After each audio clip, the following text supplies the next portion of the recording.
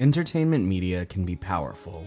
Books, movies, and television can make us laugh, make our hearts race with fear, and in some cases, even make us cry.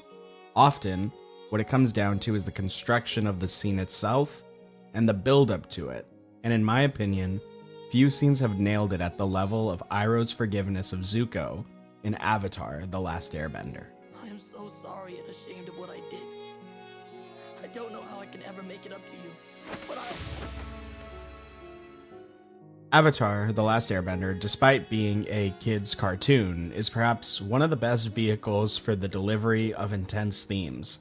Themes like child abuse, genocide, revenge, self-loathing, and the ethics of killing are ideas tackled throughout the 3 seasons with such fidelity that the sheer fact a show like Avatar even exists still amazes me. One lesson that Avatar teaches better than almost any other book or show I've experienced is the power of forgiveness and the ability a person has to change if they genuinely want to. And no two characters demonstrate those themes better than Iroh and Zuko. Iroh is introduced to us as Zuko's tea and relaxation-loving uncle who provides advice and aid to anyone in need. And for most of the show's current timeline, that doesn't change. But Iroh, as we learn through glimpses of the past, was not always the advocate for peace and balance that we know today. During most of Zuko's younger years, Iroh was known as one of the Fire Nation's greatest generals, and called the Dragon of the West. In the episode Zuko Alone, we see Iroh inform Ursa, Zuko and Azula's mother, that he has broken through the outer wall of Ba Sing Se after a 600 days siege, and laughs at the idea of burning the great city to the ground. Of course, Iroh's crossroad of destiny would come shortly after, as he learns that his son, Lu Ten, did not survive the siege. Iroh could have turned this moment into fuel for his fury and continued to waste the lives of his men in an attempt to fully breach the city, but he doesn't. Instead, he retreats, and though it is done silently, his name and honor are besmirched by his own kinsmen. In Legend of Korra, there is a well-known scene in which Aang appears to Korra to help restore her bending. This scene does not sit well with many audiences, but it is coupled with one of the most potent lines of wisdom in the series delivered by Aang. When we hit our lowest point, we are open to the greatest change. Iroh, and later Zuko, will be proof positive of Aang's words. Iroh was a man in conflict with himself. In his younger days, he traveled the world, learning from other nations with his ability to redirect lightning, a skill learned by applying waterbending techniques to his own, as a key example of this. He would continue to improve his skills, even standing before the dragons Ran and Shaw, and learning the true nature of firebending. In truth, Iroh was a man who valued balance, but was made into a general by circumstance and bloodline obligations. However, Iroh made no effort to decline this duty, and mused that his blood boiled with desire for power at that time. The death of his son pulled Iroh away from his nationalistic and imperial ideologies, and back on the path of peace. Iroh during this time began traveling both the human and spirit worlds, growing in his perspective and beginning the long process of self-forgiveness for the sins of his past. Iroh's life became a testament to a man's ability to change and choose the good within themselves, a choice represented in Iroh's case as the denial of the Fire Lord's crown in favor of becoming a master of the White Lotus. Yet it could be argued that Zuko's journey was far more turbulent. Born into a strict meritocracy and overshadowed by a natural genius, Zuko lived as a disgraced prince far before his scar at the hands of his father. Zuko's 2 saving relationships were the one he had with his mother, who'd later sacrifice herself, or rather, her memory, for Zuko's protection, and his uncle, Iroh. After Ursa's disappearance, Zuko and Iroh's relationship blossomed into one that filled the holes left in each other's hearts. To Zuko, Iroh became the father figure he always wanted, even if he wasn't ready to admit that at the start. And to Iroh, Zuko represented a second chance, a chance to redeem himself as a father, and larger still, a chance of redemption for the Fire Nation. Zuko, as well as Azula, carried special blood within them. The children of Ozai represented the duality of the Fire Nation, as they were ancestors of both Sozin, the man who slaughtered the air nomads, and Roku, the last avatar that would be seen for 100 years. The title of Fire Lord was Zuko's destiny, and Iroh, seeing the goodness of a young Zuko, saw his nephew's potential to restore true balance to the world in the absence of the Avatar. But everything changed the day a young Zuko was punished for a desire to protect rookie soldiers from certain death. Punished with a scar delivered by his own father's hands in response to pleas for forgiveness.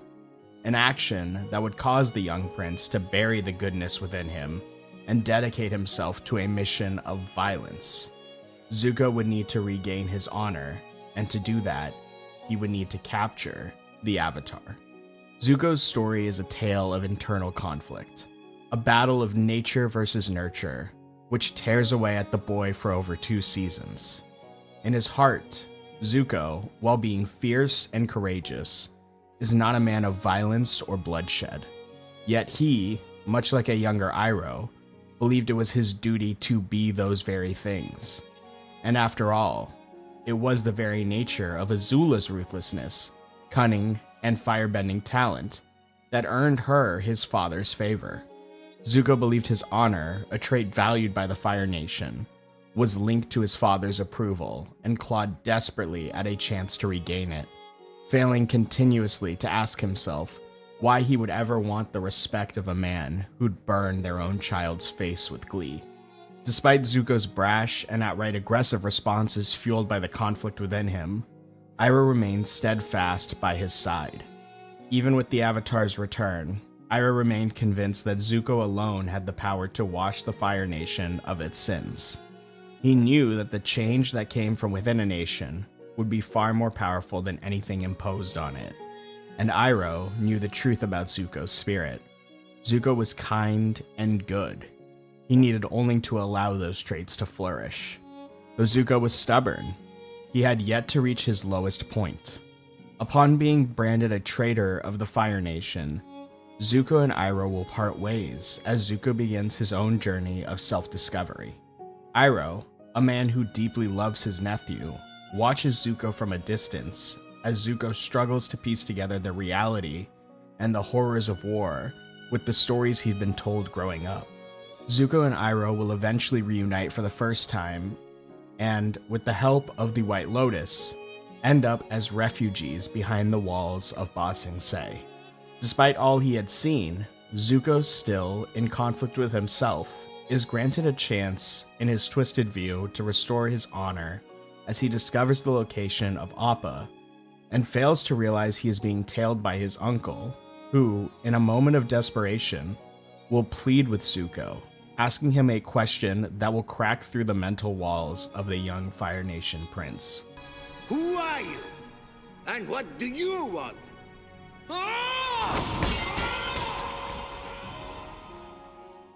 And Zuko will finally begin to change. A change that will nearly kill him as he begins working through his inner turmoil. But just like many surgeries require physical therapy for full recovery, change requires constant work until it's complete. While Zuko briefly begins a period of his life where his kindness shines through once more, all of that is halted when he comes across what seems like his crossroads of destiny in the Crystal Catacombs. In this moment, Zuko is offered a choice.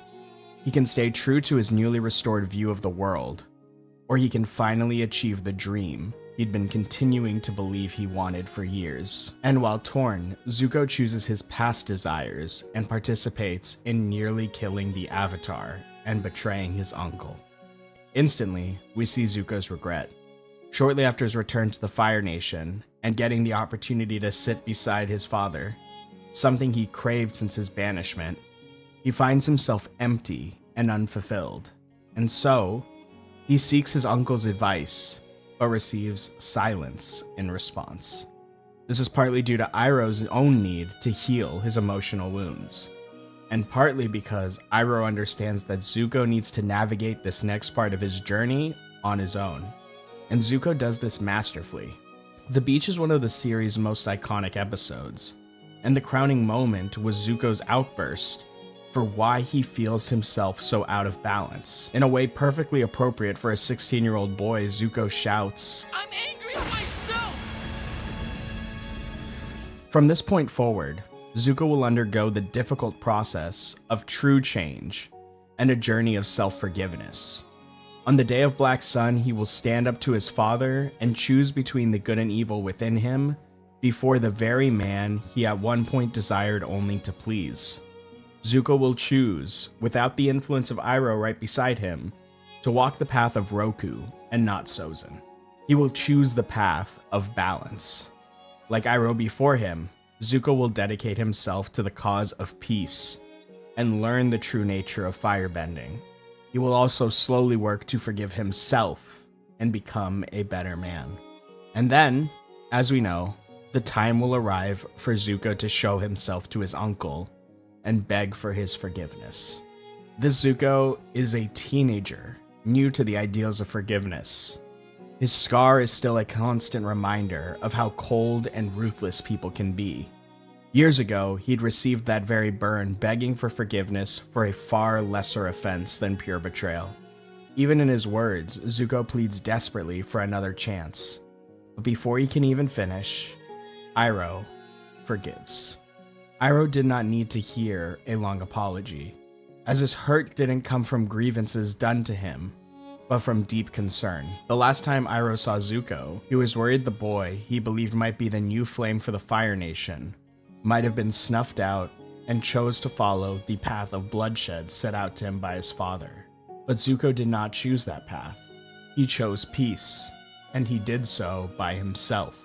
It is my opinion that Iroh is crying tears of joy in this scene, and that he'd forgiven whatever there was to forgive of Zuko the moment Iroh saw him in the tent. Iroh loved Zuko without condition. He saw the goodness buried deep within the pained boy and did everything he could to nurture him into a man worthy of being a true Fire Lord. Of course, Zuko would stumble, but where Ozai saw failures, Iroh saw learning experiences, and a true desire to improve within the prince. Iroh saw Zuko as a son and wanted nothing more for his son to find his own happiness. And it is the carefully woven development of this relationship and love between these two, crafted by the writers of this absolutely fantastic series, that makes this moment of forgiveness one of pure beauty and utterly perfect. And I am so happy you found your way here. It wasn't that hard, Uncle. You have a pretty strong scent. Hey there guys, thank you all so much for watching. Avatar: The Last Airbender is a series that holds a special place in my heart, and I really enjoyed posting my first long-form video on the series. Let me know if you enjoyed it, so I know to create more of the content you love. Also, thank you all so much for 500 subscribers. Your support means so much to me and makes me excited to keep creating here on YouTube. If you enjoyed this video and want to see more, check out my video on why there are no legacies at Camp Half-Blood, or if you're more into Harry Potter than Percy Jackson, check out my video on why Voldemort feared Dumbledore. Also, please be sure to follow me on Medium and X, and until next time, stay safe out there, and peace.